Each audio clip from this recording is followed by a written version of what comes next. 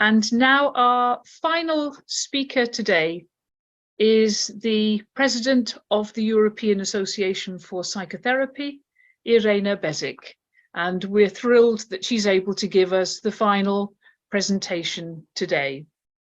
Irena is a doctor of clinical psychology and also a doctor of social politics.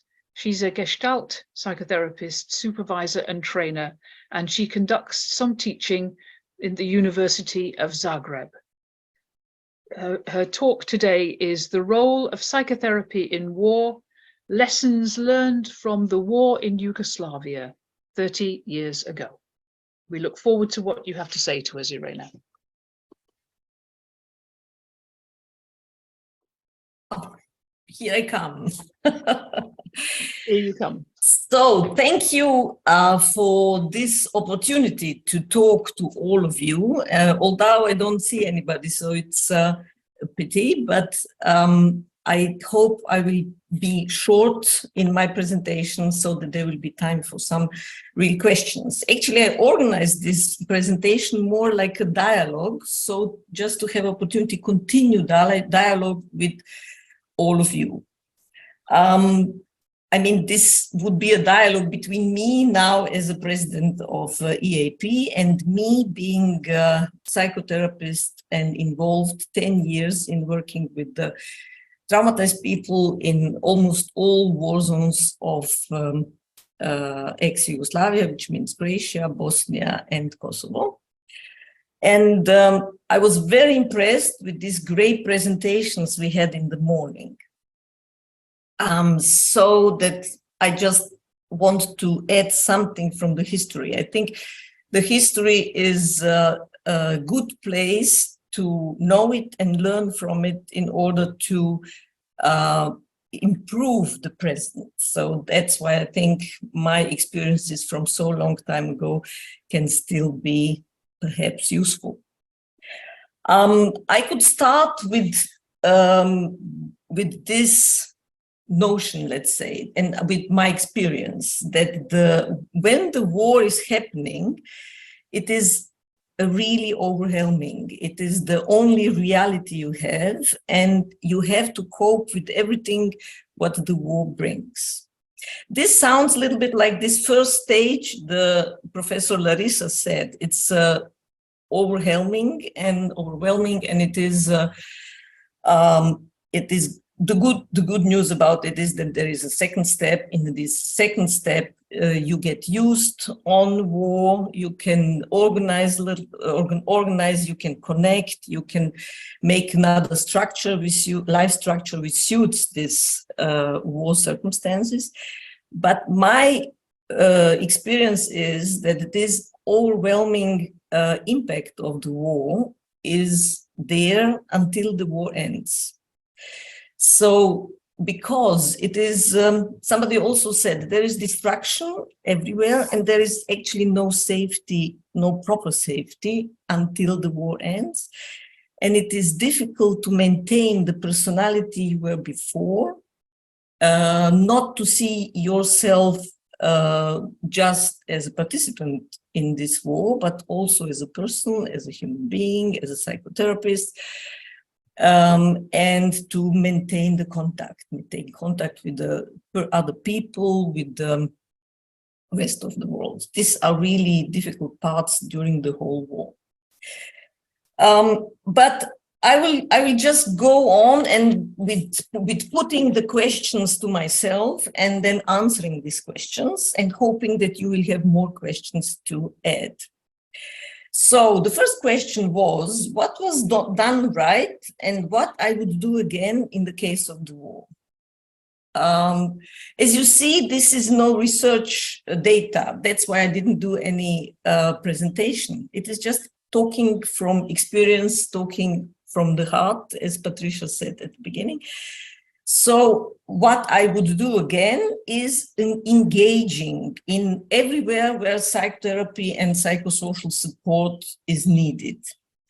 And this, I think, is very essential to maintain your sense of living, let's say, and it is a good tool against the chaos, against the destruction of the world, you know. If you have a goal, if you have this possibility to engage in any kind of help, this will help you. And this was also the experience from many people in our war 30 years ago. A main thing was also to do something. So not just to be exposed to attacks, to destruction, just to watch thousands and thousands of refugees coming and going through your town, and narrowing of the free area going towards you, and so on. So to be engaged, to do something and to help is a protective factor itself. As a psychotherapist, we are not soldiers, we are not politicians, we are not heroes, as Alexander said. We are human beings with some knowledge, and when we can put this knowledge to work in these circumstances, this is quite a big thing.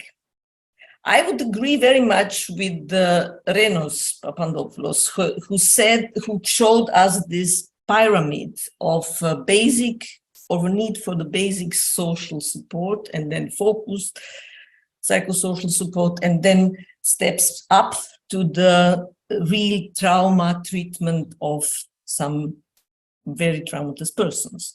So what I would do again, I would engage in all of these levels, but I will really do this, what we did in the wartime, to engage a lot of non-professionals, to engage a lot of teachers, students, interested people, teach them techniques, how to work in the group, how to help to express whatever is happening with the children and with the women, and provide some space where they can talk to each other with some support from the outside, and do a lot of supervision and a lot of additional training for the non-professionals.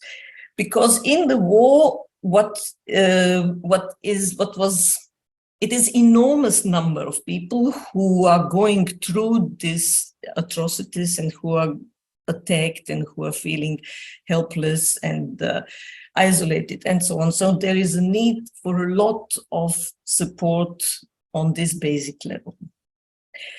And I'm quite proud of our country that we did a lot of these projects, and we provided a lot of support to the refugees, to the really traumatized people in our towns, coming from the war zone. So I think this is a very good thing.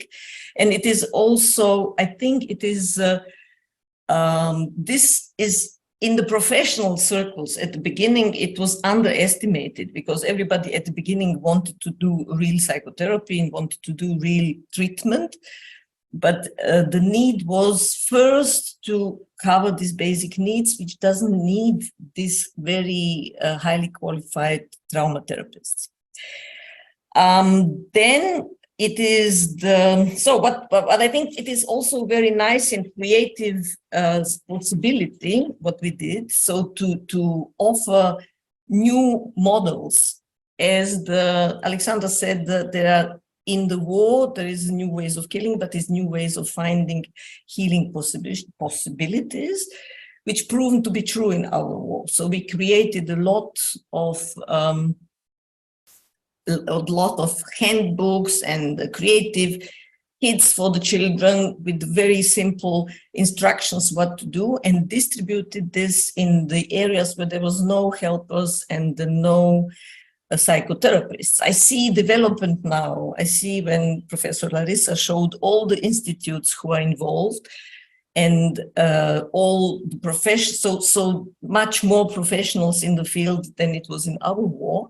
But Ukraine is a big country, and it is important to think about people in the villages, the people in the towns which are away from the main towns.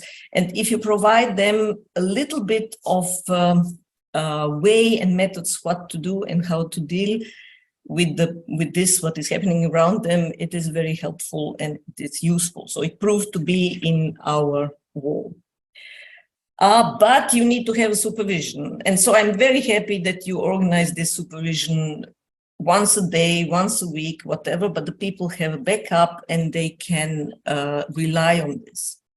We organized also, and it proved to be good, help for helpers. We organized networking of the psychotherapists who were willing to join and work with traumatized people. And we organized this help from the outside. It was not so easy as it is now. The world was less connected. There was no internet at that time. And it was more difficult, but the international community was willing to help, and this help was very valuable. It was like connection to the people from the other side, from the free side of the world. The other thing was that I did also a lot of individual therapy with very highly traumatized people, which was in these circumstances not so easy because you don't have a time. You don't have a real time to go through the whole process of self-reflection and building trust and everything what you need to approach the trauma and then work to the trauma. But still, since this was the war, and even in shortly after the war, it was good to do this. And those people did have a chance to integrate their trauma better than those who didn't do nothing about it. And after the war, it was more difficult to address this. So if you have a possibility now to work with the trauma, it is good things to do. At least this focused psychosocial help or trauma, the people have the possibility to talk about it and to release the tension which is around the trauma in this time. If this is not for the people, there are a lot of people, there are so many people who are traumatized and you cannot see it. On the other side, it is a lot of people who, as the Reno said, there are so many people who went through terrible war circumstances and remained good with themselves. They were not broken into pieces, and they, through this collective, to the fact of the collective trauma, they had the support from the group, they got the support from the cultural surviving methods, as Alexander said, singing in Ukraine. So in our countries, there's for Bosnia, for example, is humor, and it is for Black humor, of course. And it is this coming together, making fun, talking to each other. This is something which really proved to be a very good coping mechanism with the situations they had. So if the people who didn't talk about trauma in any way, because it was too much, because perhaps you know, we had very many women who were raped in these torture prison camps at home on their way to the free parts of the country. So there were really a lot of heavily traumatized people. And most of them actually never said that it happened to them for a long time, even long time after the war. And you can't guess. So this is what it happens. And because of the shame, because of the culture, because of not willing to talk about the war, not willing to go back into these terrible times. So but the trauma, if it is just hold, if it is just contained, sometimes it can last for the whole life, but sometimes it is always taking the energy of the people. And sometimes if the wound is really big, and you don't heal it or don't make a disinfection or whatever soon enough, then it can get inflamed, and then if you tried healing it later, it is more difficult. So it is it is good to have groups of people to talk about. So we did it, and this is what I would do again. So I would work with as much traumatized individuals as I can. I will teach, I will supervise, so that we can provide help to as many people as we can.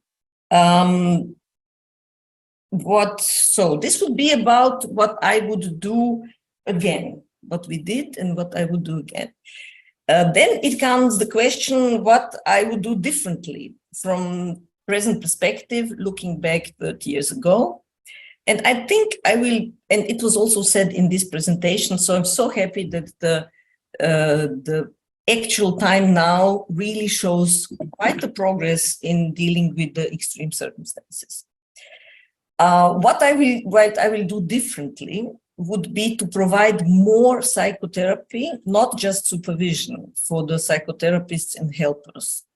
And it is so important, like Vladimir said in the last presentation, to provide the possibility to maintain life and not to be caught in this survival modus. And for this, you have to talk about life, and you have to talk about you as a person, and about your decisions in this time, and who you are and what will be. So, and this is not possible if you just do the supervision with the helpers. And it's not possible if you just learn the helpers new methods or new things. But they really have to talk about their experiences and meet other people as persons, as human beings, to be better with themselves and with this war reality. I think what I will do different. I will educate even more non-professionals to provide first help for the people wherever they are, to build more social connections, communication skills, and creative adjustment on these given circumstances, and then provide supervision for them. So this is what we would do. And also what was done less, I would offer now more workshops, support groups, psychotherapy for the general population in the war-affected zones, to also, with the same aim, to experience themselves as a whole person. We did such a things, but I will not go into what we did, but it was very helpful at that time. I did identity groups, for example. So this was in the free time of the working with the traumatized people. We did these groups, who we are, and especially it was interesting for the people from the mixed marriages, from the people who could not cope with the new reality that the country Yugoslavia was taking apart, and just to find where we are in this war and who we are in this war, exactly as Volodymyr said. Okay, then it comes which problems were underestimated and which were overestimated back then. So underestimated then was therapy support focusing on resources, reflecting identity problems, reflecting family problems, isolation. Therapy, so this therapy of topics which are not directly related to the war was underestimated. Also, the number of traumatized people was underestimated. And in the same time, what was underestimated was the power of natural recovery, or of this resilience potential of people who really went through the atrocities of the war. It was at that time, 30 years ago, it was less differentiated view on the population who was affected by the war. Then it was what was also overestimated, that we just need freedom and victory over the enemy, and then everything will be fine. This is survival mode connected with the fighting the enemy. And the life from the perspective of the participants of the war, if this whole other possibilities and world and everything is reduced. So the life is also becoming narrow, or it is more concerned with the survival. And so there is not much space for other reflections, how it would be after war, who am I now, who I want to be after the war. And then when our war was over, this empty space, which was not filled with the awareness of me as a person and my wishes and desires, was then oft misused. And it was misused by the politicians, it was misused by criminals, let's say, and it was a good ground for the different kind of manipulation, which nobody expected while fighting for freedom, because we were fighting for good things. So now the good thing will come, and then the good thing didn't come so easily, because the good thing will come if we structure it and we make it and we organize it and fight against those people who would like to misuse the chaos which comes after the war. I'm so glad to hear that in Ukraine you have now so many healthy initiatives and so many good ways of working through, which hopefully will prevent from this development. In the war, it is always this: let's be together. We should be as one against enemy and for the freedom. And then after the war, this we should be together against the enemy goes into direction of one way of looking. And it is this diversity, respecting diversities and respecting other opinions gets lost. And this is difficult then for democracy to establish after the war times. But let's hope it will be different in Ukraine, and the diversity, these differences will be respected, and you will have a better recoverment from the war. And there is one thing, what we learned about reconciliation and perception of the enemy. It is a very interesting point, because I'm quite convinced that it's so very, very difficult to talk about reconciliation while you have attacks and while the enemy is attacking you. It is difficult to allow yourself to see it differently.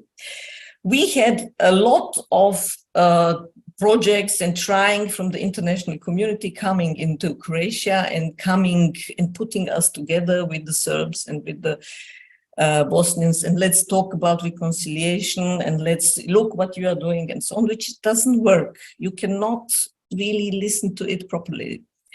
Especially when there were Israeli who were trying to teach us how to be tolerant and how to be calm, and then we knew that they have problems with their Palestinians. So it is difficult. And what is important is, first, you have to know that the war crimes are acknowledged and prosecuted. This is so at least acknowledged. Until you have people who are still glorifying the people, the war criminals, let's say, it is not possible, because it produces fear, it produces less restlessness, it produces uneasy feeling, especially in the victims of this war. But when this is clearly said, this was wrong and this was right, then we can go in this, that the people from the other side are most of them, came to this war by chance, or they didn't have much chances to choose, and so on and so on. But there are people as and there are war criminals on both sides, and blah blah. So, but this comes not. It cannot come too early. You have to have a time for this. Then, what is the difference of the war trauma as an experience of society versus individual traumatization? It was already said in the presentations before that the war is a trauma of society, very complex trauma, and very different from individual trauma. So it has to be treated as differently as the individual trauma. the main difference is also that it is happening to everybody, and you don't have this feeling that your trauma is just your trauma, let's say. What helps is organizing support groups for different kind of persons, and I would say it is not one goal, but one of the goals is to strength to make more sense of coherence for the people, which means that they understand what they can understand, that they can do something about it, they can make sense of this, where are they in the moment. So the feeling of we, which was proven to be a protective factor in the war, could be easily misused for the political reasons after the war, so you have to take care. I see the time, so I would not go very far. I mean,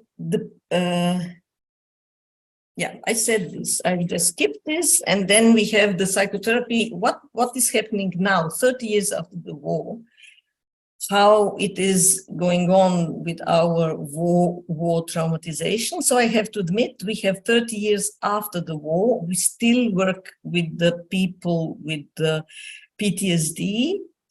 It is now we have little groups, so it is not going quickly away. This is the message what I wanted to say. So this PTSD then goes into home violence, misuse of alcohol, drugs, and so on, with this disconnection from the society. And it is still important to work with these people. The trauma patterns, if they are not addressed and healed shortly after it happened, they have a tendency to become very rigid, and they become part of the identity, I am the victim, and it also has the tendency to affect the next generation. So in our countries, we had a lot of wars, so there is this transgenerational passing of the trauma, attitude of trauma statement. So I would like to have just one or two questions I could answer now, because somehow I feel this is a dialogue, and psychotherapy is all about dialogue, and our symposium should be about dialogue. So I would like to have a few questions, perhaps in a few minutes, we can just do something. So to see you from this other side, it would be great. If you have any questions, that's your time. If you don't have a question, it is, oh Jesus, 95 messages.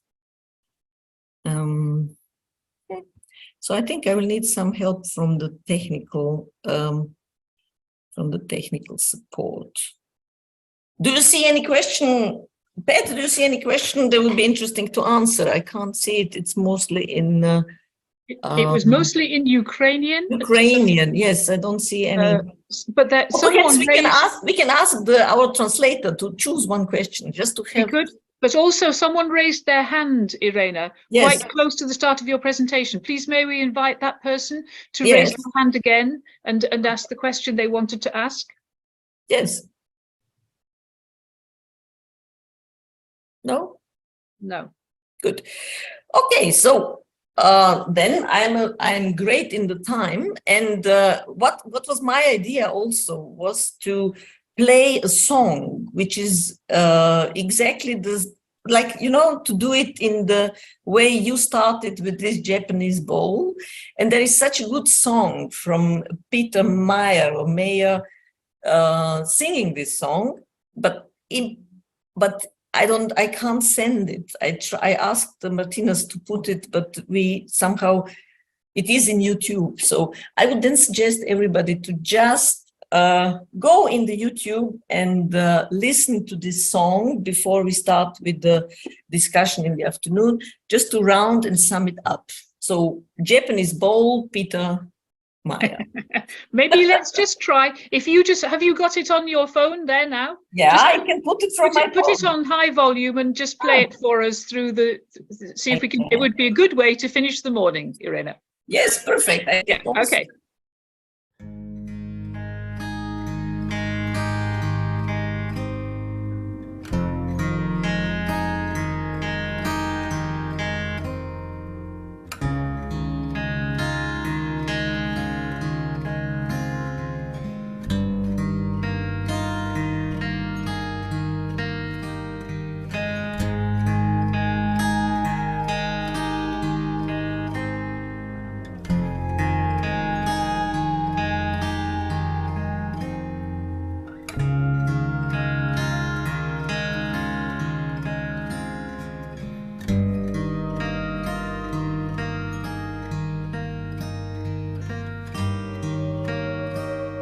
I'm like one of those Japanese bones that were made long ago. I have some cracks in me. They have been filled with gold. That's what they used back then when they had a bow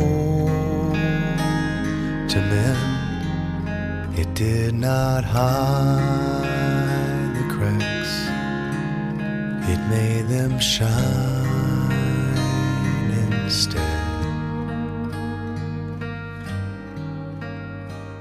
So now every old scar shows from every Okay.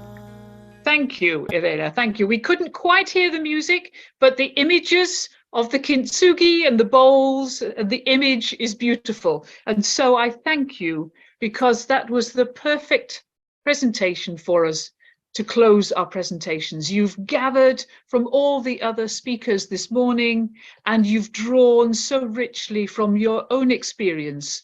What would you do the same? What would you do differently? And I think your words are words of great wisdom to our Ukrainian colleagues gathered here today, but to all of us. I think it's the words of wisdom to all of us. So thank you so very much, Irena. That was perfect. Thank you for the nice words. Okay. Okay. So now it is lunch, and I would invite you to have a nice lunch, and I hope that you will come back at 12:20 Central European Time.